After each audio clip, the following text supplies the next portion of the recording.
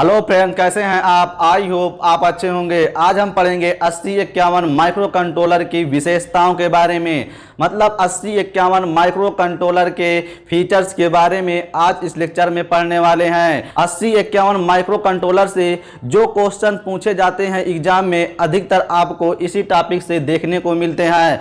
तो जो ये हमारा आज का लेक्चर है आपके लिए बेहद ही इम्पॉर्टेंट लेक्चर है। देखिए फ्रेंड्स, बहुत सारे स्टूडेंट्स ने कमेंट्स किया था कि सर पीएलसी की नोट्स प्रोवाइड कीजिए। तो पीएलसी की नोट्स मैं टेलीग्राम पर डाल दिया हूं, वहां से आप प्राप्त कर सकते हैं।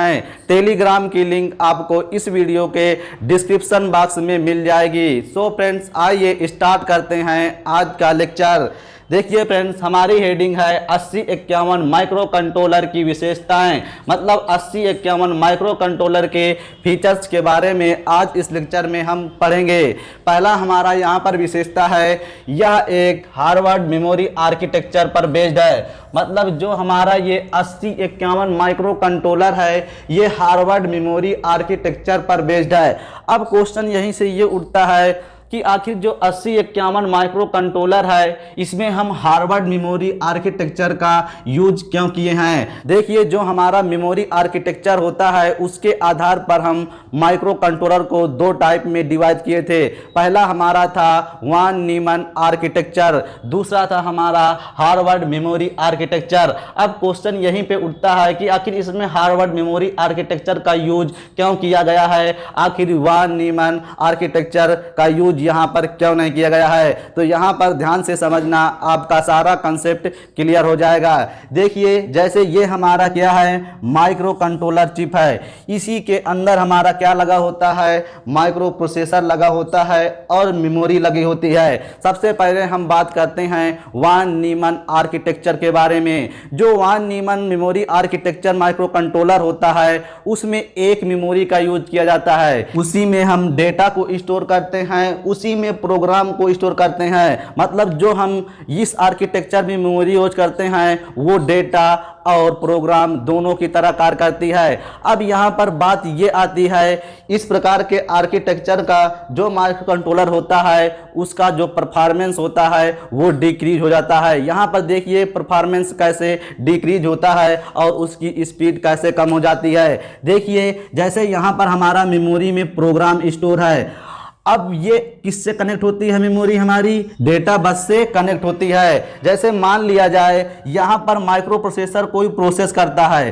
प्रोसेस करने के बाद उस डेटा को यहाँ पर क्या करता है, सेव करता है। उसी समय इस प्रोग्राम के इंस्ट्रक्शंस को हमें फैच करना हो तो क्या ये प्रोग्राम का इंस्ट्रक्शन फैच होगा? नहीं होगा, क्योंकि यहाँ पर एक मेमोरी हम यूज कर रहे हैं, इसी में हमको डेटा को भी स्टोर करना है, इसी में हमको प्रोग्राम को भी स्टोर करना है। जैसे मान लिया जाए ये प्रोग्राम क्या करता है, ये माइक्रो प्रोसेसर फैच करता है, उसी समय हम डेटा को अगर मेमोरी में भेजते हैं तो क्या होगा, हमारी एक प्रोसेस होगी, या प्रोग्राम फैच होगा या डेटा मेमोरी में सेव होगा। तो इस कंडीशन में क्या होता है कि माइक्रो कंट्रोलर की जो हमारी परफॉर्मेंस होती है डिक्रीज हो जाती है, अर्थात जो प्रोसेस होता है उसकी स्पीड कम हो जाती है। क्योंकि यहां पर हम एक मेमोरी का यूज कर रहे हैं, तो यहां पर एक ही हम डेटा बस का यूज करेंगे। जब एक ही डेटा बस का यूज करेंगे तो एक डेटा बस से या हम प्रोग्राम को फैच करते हैं या डेटा को भेज सकते हैं। क्योंकि यहां पर एक मेमोरी है, उसी में हम डेटा को भी स्टोर करेंगे,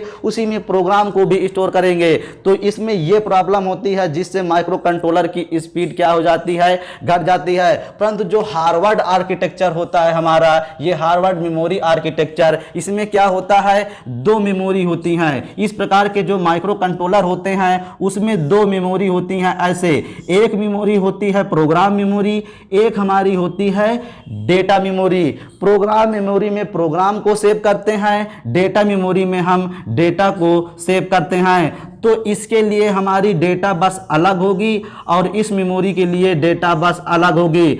अब हमें डेटा को या फैच करना है, मतलब लेना है, या डेटा को इस मेमोरी में स्टोर करना है, तो हम आसानी से कर सकते हैं। अब एक ही समय पर दोनों प्रोसेस हो सकती हैं, परंतु जो हमारा वान न्यूमैन आर्किटेक्चर था उसमें एक ही प्रोसेस हो सकता था, या प्रोग्राम फैच हो सकता था, मतलब प्रोग्राम के इंस्ट्रक्शन को माइक्रो प्रोसेसर ले सकता था या डेटा को मेमोरी में सेव कर सकता था।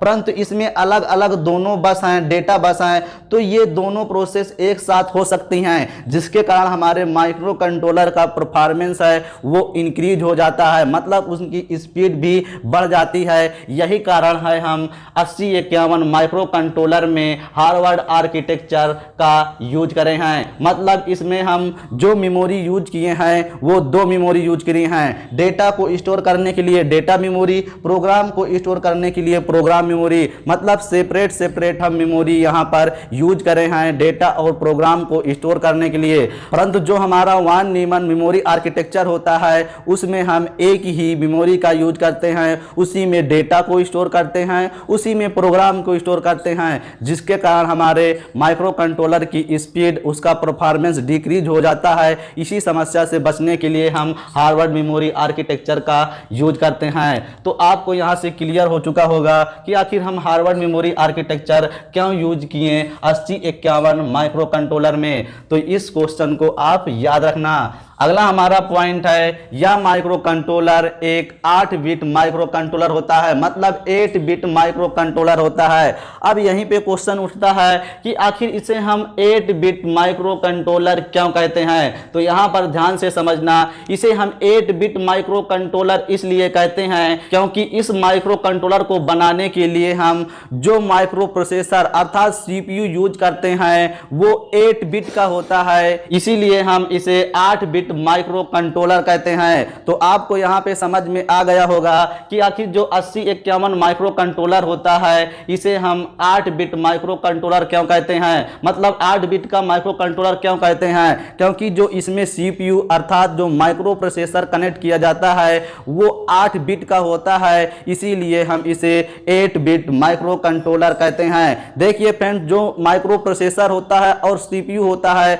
दोनों एक ही होते हैं, दोनों का काम होता है प्रोसेसिंग करना, तो इसमें आप कंफ्यूजन नहीं होना। तो आपको समझ में आ गया होगा ये पॉइंट। अब चलते हैं हम अगले पॉइंट पर। अगला पॉइंट हमारा ये है, इसे 1990 में इंटेल ने डिजाइन किया था। जी हाँ दोस्तों, इसे 1990 में इंटेल ने डिजाइन किया था। ये इंटेल क्या है, इंटेल कंपनी का नाम है जो 8051 माइक्रो कंट्रोलर को बनाया था, तो उसका नाम क्या है, इंटेल। ये हमारा क्या है 1980, मतलब ये कंपनी ने 1980 में इस माइक्रो कंट्रोलर का डिजाइन किया था। तो इस पॉइंट को भी आपको याद रखना है।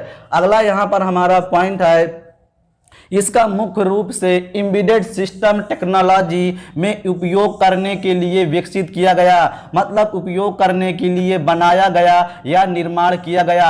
अब यहाँ पर देखिए एम्बेडेड सिस्टम का मतलब क्या है। एम्बेडेड सिस्टम की हिंदी होती है अंतः स्थापित, मतलब हम जिस भी सिस्टम को कंट्रोल करते हैं उस सिस्टम के अंदर ही हमारा ये 8051 माइक्रो कंट्रोलर लगा होता है, इसीलिए हमने यहाँ पर नोट कराया है एम्बेडेड सिस्टम टेक्नोलॉजी में उपयोग करने के लिए विकसित किया जाता है। एम्बेडेड का मतलब होता है अंतर्निहित, मतलब इस सिस्टम के अंदर ही हमारा माइक्रो कंट्रोलर अंतर्निहित होता है जिस सिस्टम को कंट्रोल करना होता है। जैसे हमारा वॉशिंग मशीन है, वॉशिंग मशीन को हमें कंट्रोल करना है तो वॉशिंग मशीन के अंदर ही हमारा 8051 माइक्रो कंट्रोलर लगा होगा उस वॉशिंग मशीन को कंट्रोल करने के लिए। इसीलिए यहां पर मैंने नोट कराया है इसका मुख्य रूप से एम्बेडेड सिस्टम मतलब अंतर्निहित सिस्टम टेक्नोलॉजी में उपयोग करने के लिए विकसित किया गया, मतलब बनाया गया अर्थात निर्माण किया गया। तो यहां पर चलते हैं हम अगले पॉइंट पर। अगला हमारा पॉइंट है, इस माइक्रो प्रोसेसर में 4 किलोबाइट, यहां पर केबी का मतलब क्या है, किलोबाइट ऑन चिप रोम का यूज किया जाता है, मतलब इस माइक्रो कंट्रोलर में 4 किलोबाइट ऑन चिप रोम का यूज किया जाता है। ये ऑन चिप रोम क्या है, ये एक मेमोरी है जिसका फुल फॉर्म होता है read only memory. Micro controller में जो हम रोम मेमोरी यूज करते हैं वो कितनी होती है, मतलब कितनी कैपेसिटी होती है उसकी, 4 किलोबाइट की होती है ये स्टोरिंग क्षमता इस रोम मेमोरी की। तो जो रोम मेमोरी होती है ये माइक्रो कंट्रोलर में प्रोग्राम को स्टोर करने के लिए यूज की जाती है। किसके लिए? प्रोग्राम को स्टोर करने के लिए यूज की जाती है। इसीलिए हम रोम मेमोरी को प्रोग्राम मेमोरी के नाम से जानते हैं। ये क्वेश्चन यूपीपीसीएल जेईई में पूछा जा चुका है कि जो रोम मेमोरी होती है इसे हम डेटा मेमोरी कहते हैं कि प्रोग्राम मेमोरी कहते हैं। तो इस क्वेश्चन को याद रखना कि जो ये रोम मेमोरी होती है ये एक प्रकार की प्रोग्राम मेमोरी होती है, क्योंकि रोम मेमोरी में हम माइक्रो कंट्रोलर में जो प्रोग्रामिंग करते हैं, जो प्रोग्राम होता है इसी मेमोरी में सेव होता है, इसीलिए इसे हम प्रोग्राम मेमोरी के नाम से जानते हैं। इसका फुल फॉर्म होता है रीड ओनली मेमोरी। तो इस पॉइंट को याद रखना। पॉइंट हमारा क्या है? इस माइक्रो कंट्रोलर में 4 kilobyte on chip ROM memory का यूज किया जाता है। रोम मेमोरी में हम प्रोग्राम को स्टोर करते हैं, इसीलिए हम इसे प्रोग्राम मेमोरी के नाम से जानते हैं। यहाँ पर अगला हमारा पॉइंट है, इस माइक्रो प्रोसेसर में 128 बाइट,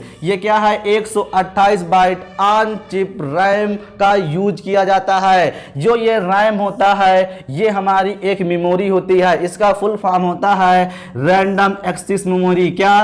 रैंडम एक्सेस मेमोरी। इस मेमोरी का यूज हम डेटा को स्टोर करने के लिए करते हैं, इसीलिए हम रैम मेमोरी को डेटा मेमोरी के नाम से जानते हैं। क्या? इसमें हम प्रोग्राम को स्टोर करते थे, इसीलिए रोम मेमोरी को हम किससे जानते हैं? प्रोग्राम मेमोरी से।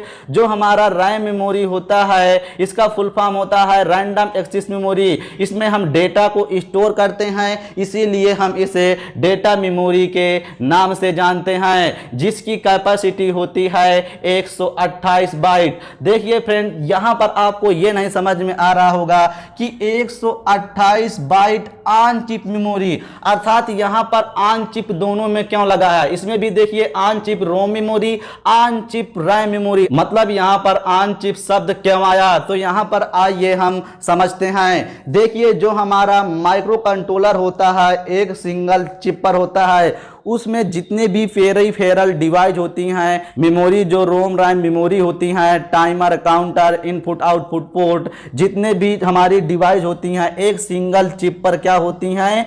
कनेक्ट होती हैं। जैसे यहाँ पर हमारी रैम मेमोरी क्या है? यहाँ पर एम्बेडेड है, मतलब अंतर्निहित है, मतलब यहाँ पर कनेक्ट है। जैसे ही ये चिप ऑपरेट होगी तो उसी समय ये हमारी मेमोरी भी क्या होगी? एक्टिव होगी। इसीलिए हम बोलते हैं ऑन चिप रैम मेमोरी। मतलब जैसे ही हमारा चिप क्या होगा? ऑन होगा, तो ये हमारी मेमोरी भी क्या होगी? ऑन होगी। मतलब इससे भी हम डेटा ले सकते हैं और इसमें डेटा दे सकते हैं। तो आपको इसमें कंफ्यूजन नहीं होना कि इसे ऑन चिप रैम क्यों कहा गया, मतलब यहां पर ऑन चिप नाम शब्द क्यों आ गया? क्योंकि ये एक ही चिप में एम्बेडेड होती हैं। जैसे ही ये चिप हमारी ऑन होती है तो ये भी हमारी मेमोरी क्या होती है? एनर्जाइज होती है, मतलब ऑन होती है। इसीलिए हम इसे ऑन चिप रैम के नाम से भी जानते हैं। तो इस पॉइंट को याद रखना, इस माइक्रो प्रोसेसर में 128 बाइट ऑन चिप रैम का यूज किया जाता है। अब बाइट का मतलब क्या होता है? ये क्वेश्चन यूपीपीसीएल जेईई में पूछा गया है कि आखिर एक बाइट बराबर कितने बिट के होता है। तो इसको मैं माइक्रो प्रोसेसर में समझाया हूं, फिर भी आपको मैं यहां पर नोट करा दिया हूं क्योंकि ये क्वेश्चन पूछा जा चुका है। देखिए, यहां पर 4 बिट बराबर होता है 1 निबल। ये 4 बिट क्या है? जैसे यहां पर 1 0 1 1, ये हमारे कितने बिट हैं? 1 2 3 4। जो ये 4 बिट हैं इसे हम क्या बोल सकते हैं? 1 निबल, मतलब 4 बिट बराबर 1 निबल। यहां पर कुछ भी हो सकता है, 1 1 हो सकते हैं या 1 0, कुछ भी हो सकता है। सिर्फ हमारे पास क्या हो? 4 बिट हो तो उसे हम 1 निबल बोल सकते हैं। तो अगला यहां पर देखिए, 1 बाइट क्या होता है? 1 बाइट जो होता है हमारा 8 बिट के बराबर होता है। 8 बिट का मतलब ये हुआ यहां पर 1 1 0 कितने होंगे? यहां पर 8 होंगे, तो इसे हम क्या बोल सकते हैं? बाइट। मतलब 8 बिट बराबर 1 बाइट होता है, जिसे हम बी से रिप्रेजेंट करते हैं। तो याद रखना, बाइट को हम बी से रिप्रेजेंट करते हैं। जैसे मैंने यहां पर रिप्रेजेंट किया है किलो बाइट, मतलब क्या हुआ? यहां पर बी को हम क्या पढ़ते हैं? बाइट पढ़ते हैं। तो इसमें आप कंफ्यूजन नहीं होना। तो आप ये दोनों पॉइंट जरूर याद रखना कि 4 बिट बराबर 1 निबल, 8 बिट बराबर 1 बाइट, ये पॉइंट पूछे जाते हैं। तो आपको ये समझ में आ गया होगा कि रोम मेमोरी का काम क्या है और रैम मेमोरी मेमोरी का काम क्या है? रोम मेमोरी का काम है प्रोग्राम को स्टोर करना, रैम मेमोरी का काम है डेटा को स्टोर करना। अब यहाँ पर बात ये आती है कि आखिर जो हमारा माइक्रो कंट्रोलर होता है उसमें डेटा क्या होता है और प्रोग्राम क्या होता है। तो आइए इसे हम समझते हैं छोटा सा एक एग्जाम्पल से। जैसे यहाँ पर देखिए, ये हमारा कैमरा डिवाइस है। जो ये हमारा कैमरा डिवाइस है इसे कौन कंट्रोल करता है? Camera apps. जो कैमरा ऐप्स होता है ये एक प्रकार का प्रोग्राम होता है। इस कैमरा ऐप्स के माध्यम से इस कैमरा डिवाइस को हम ऑन या ऑफ करते हैं। जो ये कैमरा ऐप्स होता है ये होता है प्रोग्राम। ये किसमें सेव होता है?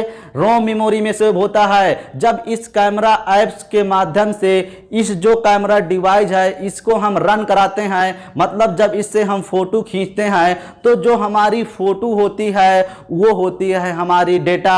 जो फोटो होती है वो हमारी डेटा मेमोरी में स्टोर होती है, मतलब रैम में स्टोर होती है। जो हमारा इसमें प्रोग्राम होता है, जो कैमरा ऐप्स है, वो जो हमारा प्रोग्राम है वो हमारा स्टोर होता है रोम मेमोरी में। इसीलिए हम रोम मेमोरी को प्रोग्राम मेमोरी के नाम से जानते हैं। जैसे मान लिया जाए हमारा एक वॉशिंग मशीन है, उसे हमें कंट्रोल करने के लिए सबसे पहले हम वॉशिंग मशीन की क्या करेंगे? प्रोग्रामिंग करेंगे। जो वो प्रोग्रामिंग है वो एक प्रकार का प्रोग्राम है। जैसे यहाँ पर इस कैमरा को ऑन या ऑफ करने के लिए, मतलब इसको कंट्रोल करने के लिए हम कैमरा ऐप्स का यूज करते हैं। जो कैमरा ऐप्स है वो हमारा प्रोग्राम है। उसी प्रकार वॉशिंग मशीन को कंट्रोल करने के लिए उसकी हम क्या करते हैं? प्रोग्रामिंग करते हैं। जो वो प्रोग्राम होता है वो प्रोग्राम मेमोरी में स्टोर होता है। जब माइक्रो कंट्रोलर प्रोसेस करता है, प्रोसेस करने के बाद जो आउटपुट प्राप्त होता है वो हमारा क्या होता है? एक प्रकार का डेटा होता है जो हम डेटा मेमोरी में स्टोर करते हैं, अर्थात रैम मेमोरी में स्टोर करते हैं। जैसे यहां पर देखिए, जब हमारा क्या है, ये कैमरा ऐप्स हमें से रन किए, रन करने के बाद हमारा जो कैमरा डिवाइस है ये क्या हुआ? फोटो खींचा, मतलब ये हमारी डिवाइस क्या हुई? प्रोसेस की, जिसके कारण हमें क्या मिली? फोटो। फोटो हमारा क्या हुआ? डेटा। वो किस में स्टोर होगा? डेटा मेमोरी में। परंतु जो ये कैमरा ऐप्स है, प्रोग्राम है, ये किस में स्टोर होगा? प्रोग्राम मेमोरी में। इसी प्रकार जो वॉशिंग मशीन होती है, वॉशिंग मशीन में जो हम प्रोग्रामिंग करते हैं वो किस में स्टोर होती है? रोम मेमोरी में स्टोर करती है। जब माइक्रो कंट्रोलर प्रोसेस करता है, मतलब उसको कंट्रोल करता है, तो एक आउटपुट जनरेट होता है। वो आउटपुट स्टोर होता है हमारा डेटा मेमोरी में, अर्थात रैम मेमोरी में। आई होप आपको क्लियर हो चुका होगा कि आखिर डेटा क्या है, प्रोग्राम क्या है माइक्रो कंट्रोलर में। तो अगला पॉइंट यहां पर हमारा है, यहां पर देखिए अगला पॉइंट हमारा क्या है? 16 bit uni directional address bus. मतलब जो 8051 माइक्रो कंट्रोलर होता है उसमें जो एड्रेस बस होती है वह 16 बिट की होती है। ये यूनि डायरेक्शनल क्यों है, बाई डायरेक्शनल क्यों नहीं है? आप जब पढ़ेंगे माइक्रो प्रोसेसर, माइक्रो प्रोसेसर में मैं एक एक डिटेल्स बताया हूं कि आखिर ये यूनि डायरेक्शनल क्यों है। देखिए फ्रेंड्स, ये 16 बिट की क्यों है, ये सारा कुछ आप जब माइक्रो प्रोसेसर पढ़ेंगे तो आपका कंसेप्ट क्लियर हो जाएगा। फिर भी मैं आपको जब ब्लॉक डायग्राम पढ़ाऊंगा माइक्रो कंट्रोलर का, तब आपको मैं समझाऊंगा कि आखिर ये 16 बिट की क्यों है, ये यूनि डायरेक्शनल क्यों है, इसका काम क्या है, ये सारा कुछ मैं बताऊंगा। तो अभी आपको क्या करना है, इसको याद रखना है कि जो हमारा 8051 माइक्रो कंट्रोलर है उसमें 16 bit uni directional address bus का यूज किया जाता है। फिर भी मैं आपको यहाँ पर थोड़ा सा हिंट्स दे रहा हूँ जिससे आपको याद करने में आसानी हो। देखिए जो हमारे प्रोग्राम होते हैं वो सेट ऑफ इंस्ट्रक्शन, मतलब इंस्ट्रक्शंस के समूह होते हैं। जैसे मान लिया जाए ये हमारी मेमोरी है, इसमें हमारा प्रोग्राम सेव है, तो इसमें क्या होंगे? बहुत सारे इंस्ट्रक्शन होंगे। हर एक इंस्ट्रक्शंस का क्या होगा? एड्रेस होगा। मान लिया जाए हमको इस इंस्ट्रक्शंस को क्या करना है? फैच करना है। तो फैच किस बस से होता है? डेटा बस से। मतलब इस इंस्ट्रक्शंस को हमको लेना है, लेने को हम क्या बोलते हैं? फैच करना। तो इस इंस्ट्रक्शन के एड्रेस को बताने के लिए, मतलब कि इस इंस्ट्रक्शंस को फैच करना है, इसके एड्रेस को बताने के लिए हम एड्रेस बस का यूज करते हैं। ये होती है यूनि डायरेक्शनल, ये होती है हमारी बाई डायरेक्शनल। क्योंकि हम मेमोरी में कोई भी डेटा को सेव भी कर सकते हैं, मेमोरी से कोई भी डेटा को ले सकते हैं, लेते देते किससे हैं, डेटा बस से। इसीलिए इसका डायरेक्शनल बाई डायरेक्शनल होता है। यह सिर्फ एड्रेस को बताता है, किसके, इंस्ट्रक्शंस के, इसीलिए इसका डायरेक्शनल क्या होता है, यूनि डायरेक्शनल होता है। इसका डिटेल अगर आप पढ़ना चाहते हैं तो माइक्रो प्रोसेसर को आप लेक्चर को देखिए, जिससे आपके सारे कंसेप्ट क्लियर हो सकें। इसीलिए सबसे पहले मैं आपको माइक्रो कंट्रोलर ना पढ़ा करके आपको माइक्रो प्रोसेसर पढ़ाया, जिससे आपके हर एक कंसेप्ट यहां पर क्लियर हो सके। जो स्टूडेंट माइक्रो प्रोसेसर को पढ़ लिए हैं उनको तो ये सारा कुछ समझ में आ रहा होगा। अगला हमारा पॉइंट है यहीं पे, इस माइक्रो कंट्रोलर में 8 बिट डेटा बस का यूज किया जाता है। अब 8 बिट डेटा बस क्या होती है, जो माइक्रो प्रोसेसर और मेमोरी के बीच कनेक्ट होती है। ये हमारी क्या होती है, डेटा बस, जिसका काम होता है डेटा को ट्रांसफर करना। क्योंकि ये जो डेटा बस होती है एक समय में 8 बिट डेटा को ट्रांसफर करती है, इसीलिए हम इसे बोलते हैं 8 बिट डेटा। तो यहाँ पर ये याद रखना कि जो ये डेटा बस होती है ये 8 बिट की होती है। तो ये पॉइंट याद रखना कि जो 8051 माइक्रो कंट्रोलर होता है उसमें जो डेटा बस यूज होती है वो कितने बिट की होती है, तो ये होती है 8 बिट की। इसका हम डिटेल्स बताएंगे आपको ब्लॉक डायग्राम में, जब इसके आगे वाले लेक्चर पढ़ेंगे कि एड्रेस बस, डेटा बस को, इसको हम दोबारा से बताएंगे, पूरा डिटेल बताएंगे। इसको सिर्फ अभी यहाँ पर आप याद रखना कि जो 8051 माइक्रो कंट्रोलर होता है उसमें जो डेटा बस होती है वो 8 बिट की होती है। तो इस पॉइंट को याद रखना। एक पॉइंट यहाँ पर ये भी याद रखना कि ये बाई डायरेक्शनल होती है। यहाँ पर मैं नोट नहीं कराया हूँ, फिर भी आप याद रखना कि जो डेटा बस होती है बाई डायरेक्शनल होती है, क्योंकि यहाँ पर मैंने दिखा भी दिया है इसका डायरेक्शनल। तो ये जो हमारी डेटा बस होती है ये बाई डायरेक्शनल होती है, ये भी पॉइंट आप याद रखना। अगला पॉइंट है हमारा यहाँ पर, इस माइक्रो कंट्रोलर को 12 megahertz on chip crystal oscillator की आवश्यकता होती है। तो यहाँ पर ये हुआ कि जो हमारा 8051 माइक्रो कंट्रोलर होता है इसको ऑपरेट कराने के लिए हमें क्लॉक पल्स देना पड़ता है। जो वो क्लॉक पल्स होता है वो कौन देता है, क्रिस्टल ऑसिलेटर देता है। यह एक इलेक्ट्रॉनिक डिवाइस होती है जो पल्स जनरेट करती है। ये पल्स किसको देता है, 8051 माइक्रो कंट्रोलर को देता है। जो ये पल्स देता है उसकी फ्रीक्वेंसी कितनी होती है, 12 मेगाहर्ट्ज। इस पॉइंट को याद रखना कि जो हम 8051 माइक्रो कंट्रोलर में जो क्रिस्टल ऑसिलेटर के द्वारा जो हम पल्स देते हैं उसकी फ्रीक्वेंसी होती है 12 मेगाहर्ट्ज। अब बात यहाँ पर ये आती है कि आखिर इसे ऑन चिप क्यों कहते हैं, तो आइए इसे समझते हैं। ये तो हमें समझ में आ गया कि क्रिस्टल ऑसिलेटर जो होता है ये देता है 8051 माइक्रो कंट्रोलर को पल्स। जो वो पल्स होती है उसकी फ्रीक्वेंसी 12 मेगाहर्ट्ज होती है। इसका काम होता है माइक्रो कंट्रोलर को ऑपरेट कराना, मतलब वो सभी ऑपरेशन को परफॉर्म करवाता है ये हमारा पल्स। जब हम पल्स देंगे तभी हमारा माइक्रो कंट्रोलर काम करेगा।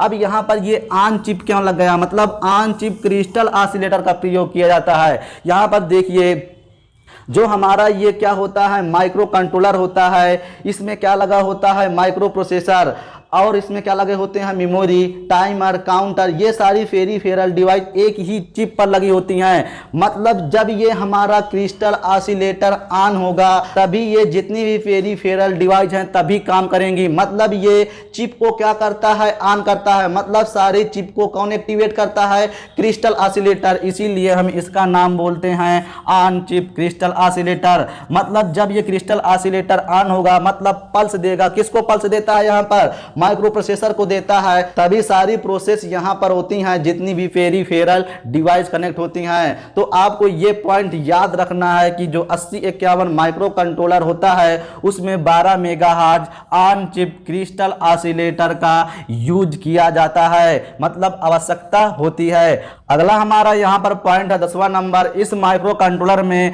32 जनरल पर्पज रजिस्टर का यूज किया जाता है। फ्रेंड्स यहाँ पर ध्यान देना, ये बिट नहीं है, मतलब 32 बिट नहीं है। इस माइक्रो कंट्रोलर में 32 जनरल पर्पज रजिस्टर का यूज किया जाता है। जो हमारा एक जनरल पर्पज रजिस्टर होता है वो 8 बिट का होता है। तो इस पॉइंट को याद रखना, वेरी वेरी मोस्ट इंपॉर्टेंट है कि जो हमारा 8051 माइक्रो कंट्रोलर होता है उसमें हम 32 जनरल पर्पज पर रजिस्टर का यूज करते हैं। यहां पर ध्यान देना, जब आप स्क्रीनशॉट लेना तो यहां पर ध्यान देना, मैंने बिट लिखा था तो यहां पर बिट ये नहीं है, इस पर ध्यान देना। ये 32 जनरल पर्पस रजिस्टर होते हैं किसमें 8051 माइक्रो कंट्रोलर में। एक जनरल पर्पस रजिस्टर का जो बिट रेट होता है वो होता है हमारा 8 बिट। मतलब जो हमारा इसमें एक जनरल पर्पस रजिस्टर है वो 8 बिट का होता है। और कितने जनरल पर्पस रजिस्टर यूज होते हैं? 32 जनरल पर्पस रजिस्टर यूज होते हैं। अब ये जनरल पर्पस रजिस्टर क्या है, इसका काम क्या है,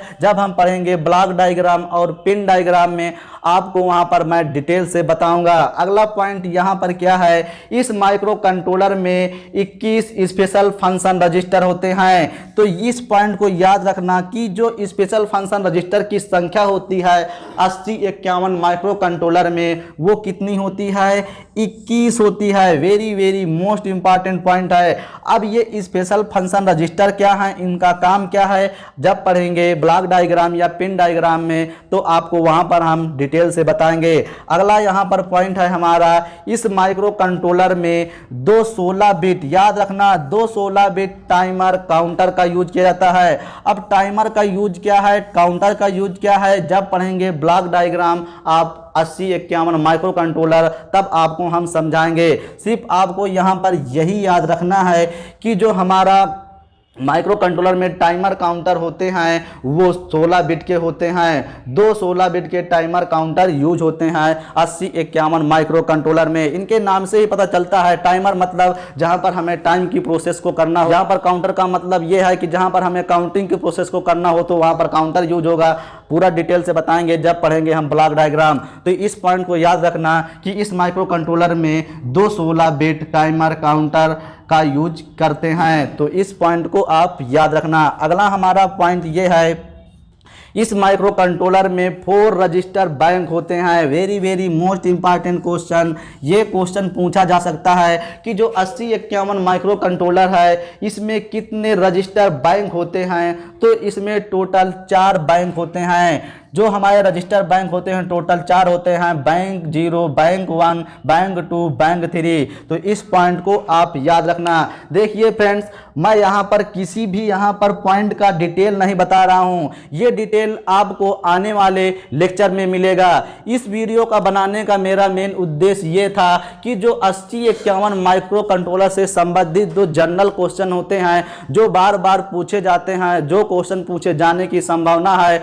उनको मैंने इस लेक्चर में कवर किया है। एक लेक्चर में कवर करने का मतलब यह है कि ये सारे पॉइंट याद करने वाले हैं, तो इनको आप आसानी से याद कर सकते हैं अगर इस लेक्चर को आप सही से देख कर जाते हैं। मतलब इनको याद करने में थोड़ा आसानी हो जाए, इसलिए मैंने ये सारे पॉइंट एक ही लेक्चर में कवर कर दिए हैं। हर एक पॉइंट का एक्सप्लेनेशन आपको आने वाले अगले लेक्चर में मिलेगा। अगला हमारा पॉइंट है, यह micro controller dual inline package 40 pin IC के रूप में होता है। मतलब जो 8051 माइक्रो कंट्रोलर होता है या micro controller dual inline package 40 pin IC के रूप में होता है। आईसी का मतलब होता है इंटीग्रेटेड सर्किट। देखिए यहां पर आपको शॉर्ट फॉर्म में भी एग्जाम में देखने को मिल सकता है। डुअल इनलाइन का शॉर्ट फॉर्म होता है, मतलब डुअल इनलाइन पैकेजेस का शॉर्ट फॉर्म होता है डिप। क्या? डिप, DIP आपको देखने को मिल सकता है।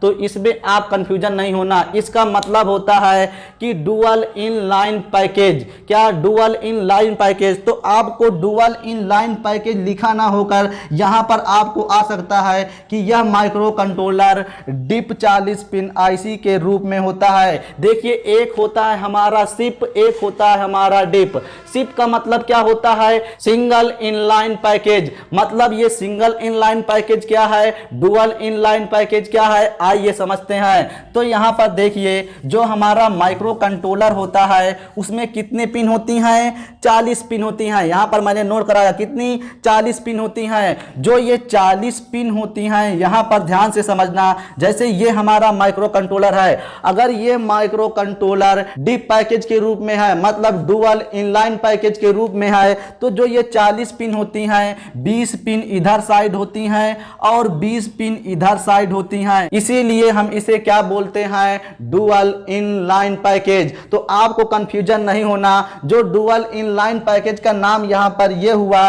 कि जो ये माइक्रो कंट्रोलर है उसमें एक साइड 20 पिन है, एक साइड 20 पिन है, टोटल हमारी कितनी होती है, 40 पिन। अगर हम सिंगल इनलाइन पैकेज की बात करेंगे तो इस प्रकार का जो माइक्रो कंट्रोलर होता है उसके एक ही साइड में 40 पिन होती हैं, मतलब एक ही साइड में 40 पिन लगी होती हैं। तो ये होता है हमारा सिप और ये होता है हमारा डिप।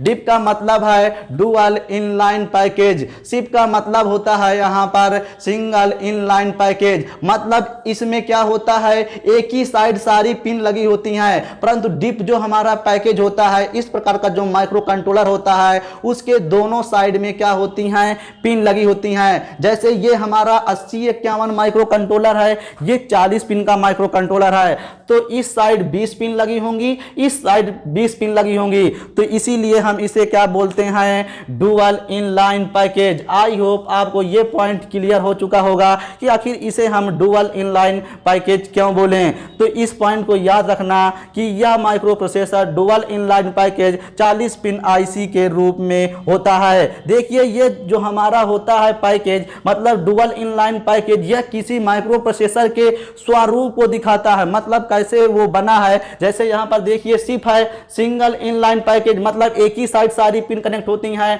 डुअल इनलाइन पैकेज मतलब डिप है ये, तो इसके दोनों साइड हमारी पिन कनेक्ट होती हैं। तो आपको इसमें कंफ्यूजन नहीं होना। अब हम चलते हैं अगले पॉइंट पर। अगला हमारा पॉइंट यहां पे है 4 इनपुट आउटपुट पोर्ट। जो हमारा ये पिन डायग्राम होता है 8051 माइक्रो कंट्रोलर का, इसमें 4 पोर्ट होते हैं। जी हाँ दोस्तों, 4 पोर्ट होते हैं, मतलब 4 इनपुट और आउटपुट पोर्ट होते हैं, P0, P1, P2, P3। तो इसको याद रखना, इस पॉइंट को, ये पॉइंट यूपीपीसीएल जेईई में पूछा जा चुका है कि जो 8051 माइक्रो कंट्रोलर होता है इसमें जो पोर्ट होते हैं कितने होते हैं, तो 4 पोर्ट होते हैं। मतलब जो हमारा पिन डायग्राम होता है 8051 माइक्रो कंट्रोलर को, उसको हम 4 पोर्ट में डिवाइड करते हैं। तो ये क्वेश्चन यूपीपीसीएल जेईई में पूछा जा चुका है, तो इस पॉइंट को आपको याद रखना है। ये पोर्ट क्या होते हैं, इनका काम क्या होता है, ये सारा कुछ हम पढ़ेंगे पिन डायग्राम में। यहां पर मैं किसी भी पॉइंट का डिटेल नहीं बता रहा हूं, ये सारे पॉइंट आपको अगले वाले लेक्चर में आपको सारा कुछ समझ में आएगा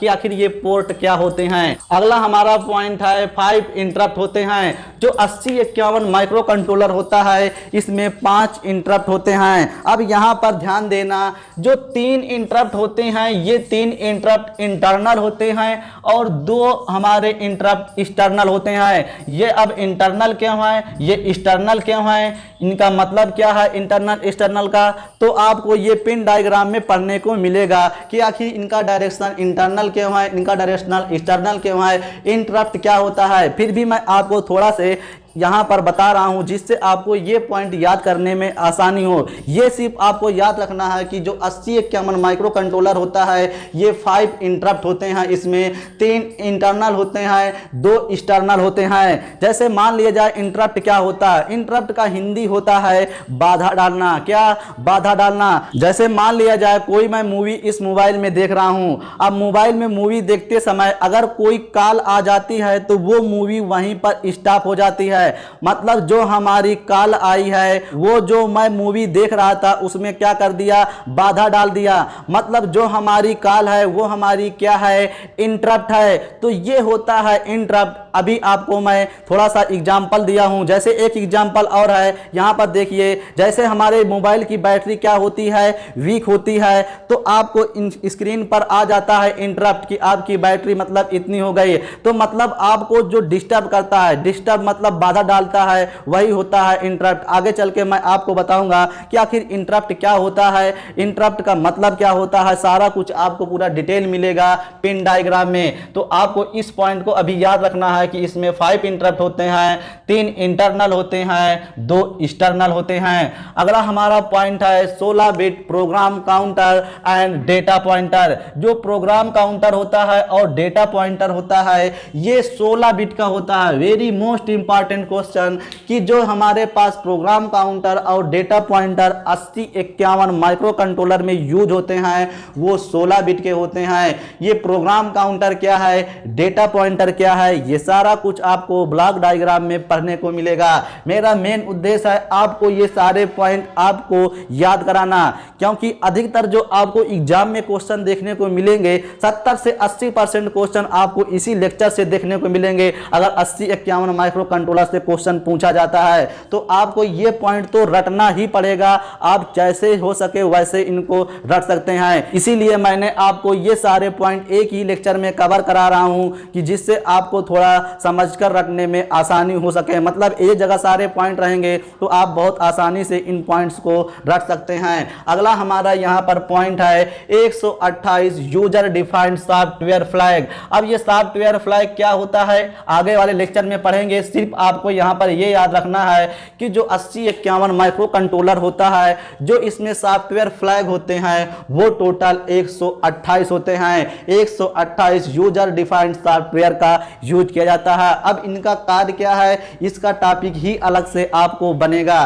तो यहाँ पर देखिए अगला पॉइंट है हमारा 8051 माइक्रो कंट्रोलर बिट और बाइट एड्रेसेबिलिटी रखता है। तो इस पॉइंट को याद रखना कि 8051 माइक्रो कंट्रोलर बिट और बाइट एड्रेसेबिलिटी रखता है। तो इस पॉइंट को आपको याद रखना है। अगला हमारा पॉइंट है यहाँ पर 8051 माइक्रो कंट्रोलर में बहुत सारे स्पेशल फीचर होते हैं। जैसे यहाँ पर क्या है UART, यहाँ पर क्या है ADC, ये है हमारा ओपैम।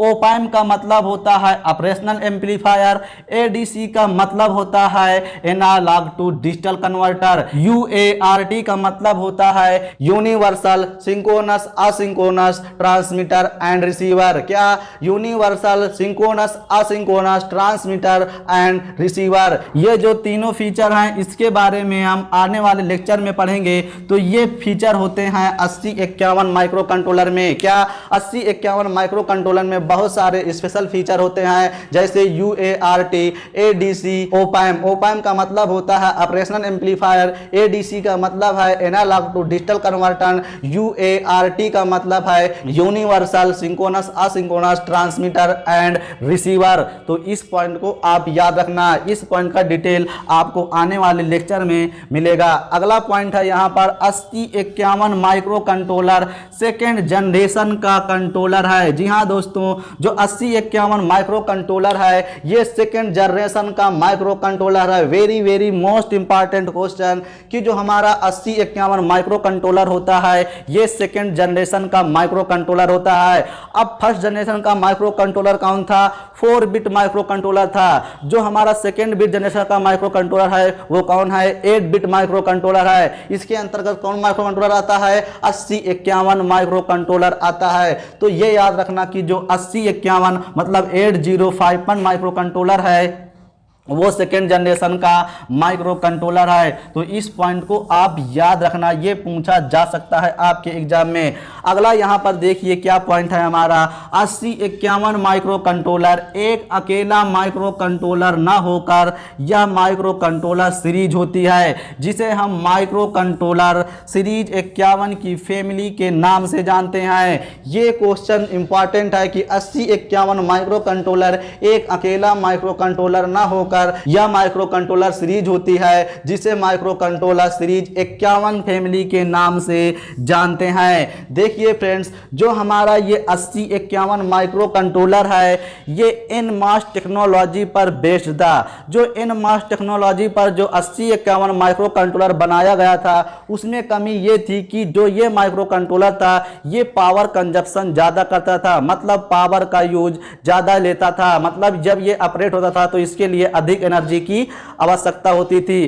तो इस प्रॉब्लम को दूर करने के लिए 8051 माइक्रो कंट्रोलर में हम CMOS टेक्नोलॉजी का यूज करके बनाए, मतलब 8051 माइक्रो कंट्रोलर को हम CMOS टेक्नोलॉजी को यूज करके बनाए, जिससे इसका नाम प्रेजेंट टाइम में क्या हो गया है। तो यहाँ पर समझना कि इसीलिए इसका नाम क्या हो गया है 80C51। देखिए जो 8051 माइक्रो कंट्रोलर है उसमें क्या लग गया है C।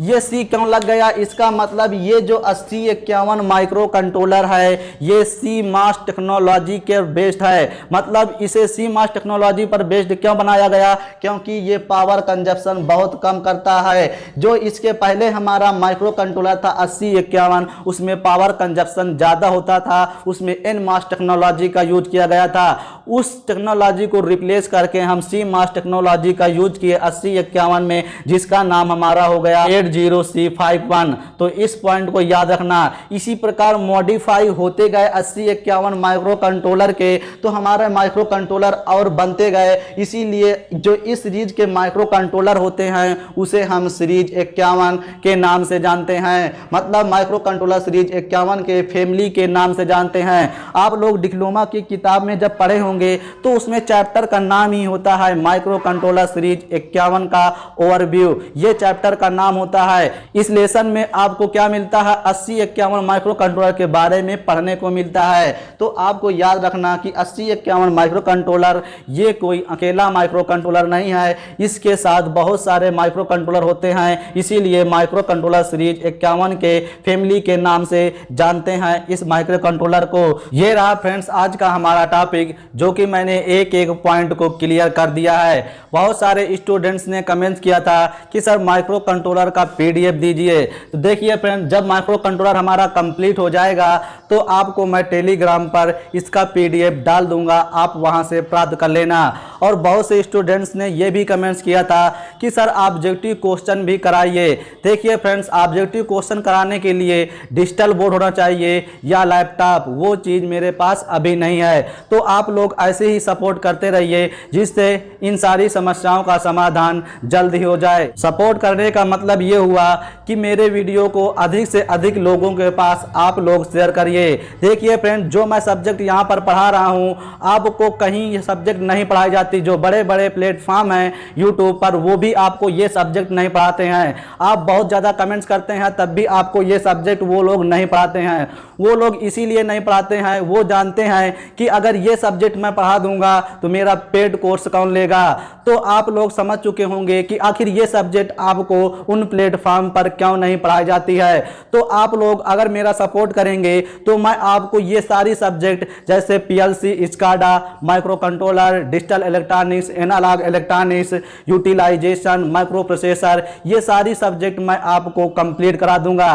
परंतु ये सारी चीज़ करने के लिए आप लोगों का चाहिए सपोर्ट, तो आप लोग ऐसे ही सपोर्ट करते रहिए। मिलते हैं फ्रेंड्स अगले वीडियो में, आज के लिए इतना ही। जय हिंद।